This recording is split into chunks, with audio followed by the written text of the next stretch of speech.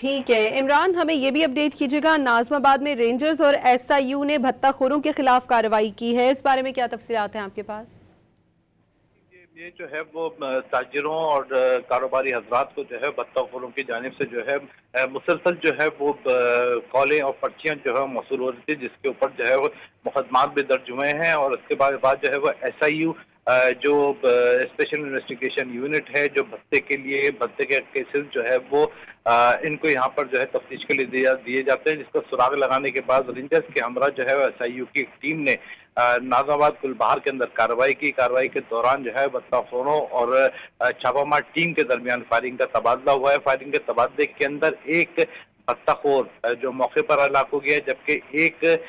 زخمی سمیت دو ملزمان کو گرفتار کر کے جو ہے وہ اسلحہ اور ان کے قبضے سے موبائل فون برآمد ہوئے ہیں، جس میں دیکھا جائے گا کہ یہ بھتے کے لیے استعمال کیے گئے موبائل ہیں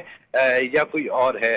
جس کو جو ہے فورنسک کے لیے بھیج دیا گیا ہے۔ جی بہت شکریہ عمران حفیظ، ہمیں اپڈیٹ کر رہے تھے۔